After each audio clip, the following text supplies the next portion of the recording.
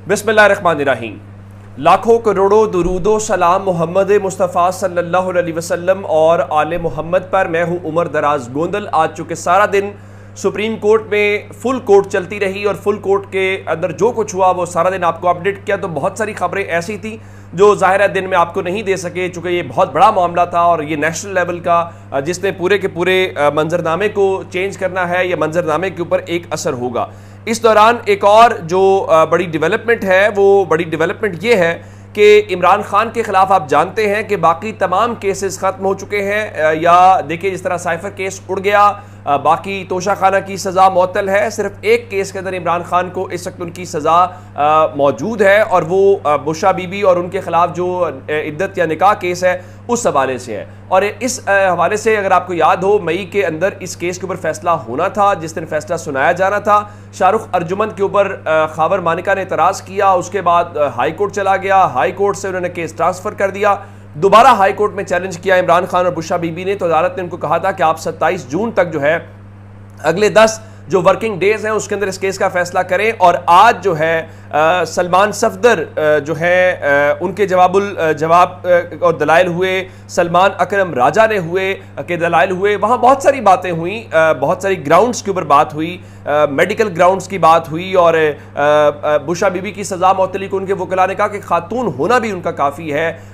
एक मौके के ऊपर सलमान अकरम राजा ने कहा कि मैं बाकी बातें नहीं कहना चाहता, खावर मानिका के मुतालिक मैं सिर्फ इतना कहना चाहता हूं कि उनके इतने बच्चे हैं, एक बच्चे ने भी खावर मानिका के हक में गवाही नहीं दी। आप इससे अंदाज़ा लगा लीजिए। जिसके बाद जो एडिशनल सेशन जज अफसल मजोका है, उन्होंने दलाइल मुकम्मल होने के बाद फैसला महफूज कर लिया है और इन दरखास्तों के ऊपर जो है अब अदालत सज़ा मुअत्तली की दरखास्तें हैं कि इसमें इमरान खान की सज़ा मुअत्तल होने से मुतालिक और बुशा बीबी के मुतालिक 27 जून को दिन 3 बजे फैसला सुनाया जाएगा। और गालिब इम्कान ये है कि बुशा बीबी की हद तक तो कम अज़ कम ये क्लैरिटी है कि सज़ा मुअत्तल हो जाएगी, लेकिन अब कुछ डाउट्स कहना शुरू हुए हैं कि देखिए जी इमरान खान को लेकर शायद वो चीज़ें ना हो। उसकी एक वजह बता देता हूँ। अब से थोड़ी देर पहले राना सनावला बैठे हुए थे काशिफ अब्बासी के शो के अंदर और उनसे ये पूछा गया कि अब कौन से केस के अंदर आप उनको जेल में बंद रखेंगे। वो तमाम केसेस के अंदर रिहा हो गए हैं। तो जो मुस्लिम लीग नून एक पुराना लफ्ज़ इस्तेमाल करती है, जी फितना है, जी फलां है, जी ये है, उन्होंने टिपिकल रिवायती किस्म के मुस्लिम लीग नून के जो अल्फाज हैं वो इस्तेमाल किए और साथ ही कहा कि हमारी पूरी कोशिश होगी कि कोई जो नया केस है वो बन सकता है, अगर वो नहीं तो इधर उधर से कोई और केस भी तलाश हो सकता है और उनके मुताबिक कोशिश होनी भी चाहिए। और हमारी कोशिश होगी भी ये कि जितना अरसा ज़्यादा वो हमारे मेहमान रहें, यानी जेल के अंदर रहें, तो ज़्यादा बेहतर है। लेकिन असल बात यह है कि ये सारी बातें करके आप हर गुजरते दिन के साथ जो सिस्टम के मुंह के ऊपर पड़ा हुआ एक नकाब है उसको आप बेनकाब करते जा रहे हैं, जिससे आपको पता चलता है कि केसेस पॉलिटिकली मोटिवेटेड हैं, जिससे आपको पता चलता है कि वो नज़र ना आने वाले जो हाथ हैं वो डोरियां हिलाते हैं और ये सारे का सारा सिस्टम चल रहा है। लेकिन फिर वो सुहेल वड़ाइच के बकौल है कि क्या आपने उनकी मकबूलियत को कम कर लिया है, क्या आप उनकी मकबूलियत को कम कर सकते हैं? सच्ची बात तो यह है कि सियासतदान को जेल में बंद करके आप गैर मकबूल नहीं कर सकते, अवाम की हिमायत कम नहीं कर सकते। और इमरान खान भी जो है वो मकबूल हर गुजरते दिन के साथ पहले भी हुए हैं, अब भी हुए हैं। अगर आपकी अब टोटल ये नैरेटिव ये है कि इमरान खान जेल में बंद रहेंगे, उसकी वजह क्या? उसकी वजह यह है कि आपका सर्वाइवल इस चीज़ के अंदर है। और उसकी एक और वजह भी है, आप चूँकि आपने ऑपरेशन शुरू कर दिया, बाकी सारी चीज़ें शुरू कर दी, तो आपका ख्याल है कि इमरान खान आएंगे तो वो बड़ी मौसर आवाज़ होंगे, वो बहुत खुल के बोलेंगे। और खैबर पख्तूनख्वा के अंदर जो है ख्वाजा आसिफ आज लाहौर में बैठ के कह रहे थे जी खैबर पख्तूनख्वा की जो आवाम है वो बिल्कुल भी नहीं निकलेगी। मैं आज मिला अमीर जमात इस्लामी से, मंसूरा में उन्होंने नशिस्त रखी हुई थी और वहाँ पे वो खुल के बोले और उन्होंने बड़ी कैटेगोरिकली ये सवालात किए, जो प्रेस रिलीज़ भी वहाँ से जारी हुई मंसूरा से, कि माजी के जो ऑपरेशन है उनका हिसाब दिया जाए, उनमें क्या हुआ है और अपने लोगों से क्या ऑपरेशन से मसले हल होते हैं, दहशतगर्दी ख़त्म होती है या मज़ीद दहशतगर्दी पैदा होती है। ये एक बड़ा बुनियादी सवाल है। और सच्ची बात यह मुस्लिम लीग नून के पल्ले है क्या?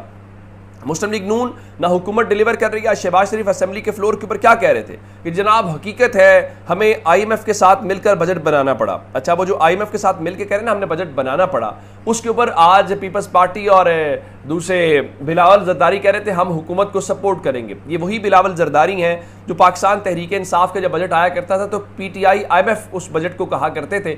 अब जो है वो PMLN PP IMF बजट जो है उसको वो वोट करेंगे तो बड़ी अच्छी बात है।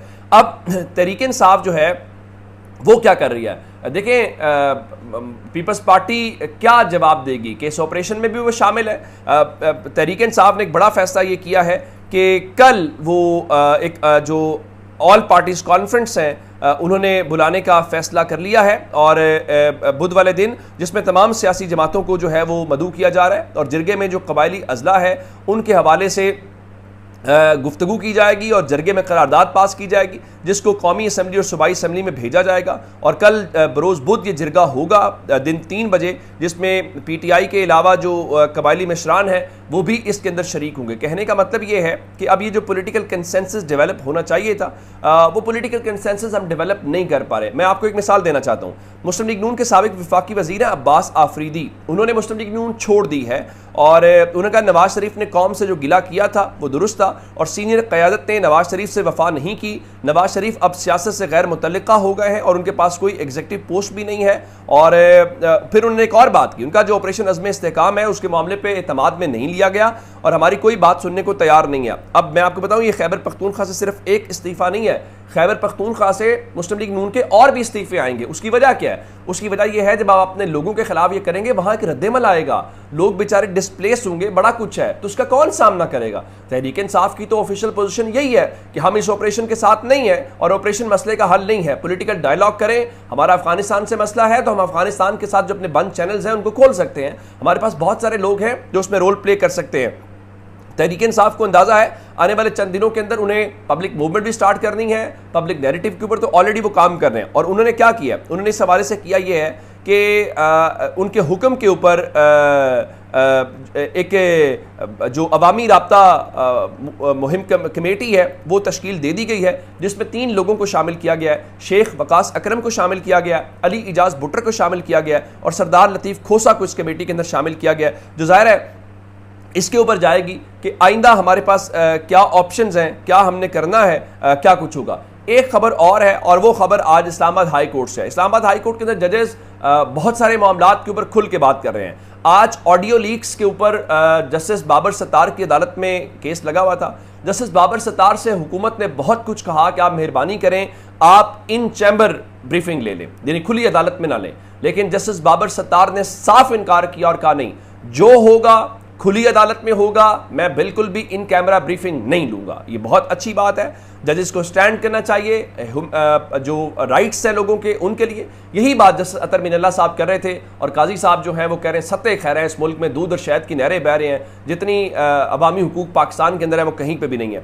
दूसरा, जस्टिस तारिक महमूद जहांगीरी साहब ने एक बंद बांधा है। वो क्या, पाकिस्तान में होता यह है कि ताकतवर शख्स के खिलाफ जब कोई भी चीज़ आप बोलते हैं या करते हैं तो अचानक से गद्दारी के केसेस बनते हैं। और कमाल बात यह है कि वो एक ही पैटर्न के ऊपर बनते हैं। अचानक से कुछ मुहिब वतन शहरी पूरे मुल्क के अंदर जाग जाते हैं, आपके खिलाफ वो FIRs करवाते हैं और आप पूरे मुल्क में वो घूमते रहते हैं। हालांकि सुप्रीम कोर्ट का फैसला है कि एक ही मुद्दे के ऊपर एक से ज़्यादा FIRs नहीं हो सकती। अब जो शेख रशीद है उनके खिलाफ थाना मोचको में, लसबेला में, माड़ी में, यानी सिंध बलूचिस्तान में मुख्तलिफ जो मुकदमात थे वो थे, अब वो एक ही मामले के ऊपर थे। तो आज तारिक महमूद जहांगीरी साहब ने जो महफूज फैसला था वो सुनाया है और उन्होंने साबिक वजीर दाखिला जो शेख रशीद हैं उनके खिलाफ ये जो मुकदमात हैं वो खारिज करने का हुक्म दे दिया। अब इससे होगा क्या, या ये इम्पोर्टेंट क्यों है? ये इम्पोर्टेंट इसलिए है कि ये एक प्रेसिडेंट के तौर पे इस्तेमाल होगा। अब आप ये जो ब्लैकमेलिंग के तौर के ऊपर करते हैं या लोगों को डराने या खजल करने की कोशिश करते हैं या घुमाने की कोशिश करते हैं, मेरे ख्याल से उसमें एक रुकावट ज़रूर आएगी। और ये जज साहब ने एक अच्छा फैसला किया और होपफुली ये जो करवाने वाले हैं उनकी भी हौसला शिकनी होगी, उनकी हौसला शिकनी ना भी हो, जिनके खिलाफ होगा कम अज़ कम वो खुल के बात कर सकेंगे। तो अपना बहुत सारा ख्याल रखिएगा। अब तक की डिटेल्स थी। खुदा हाफिज़।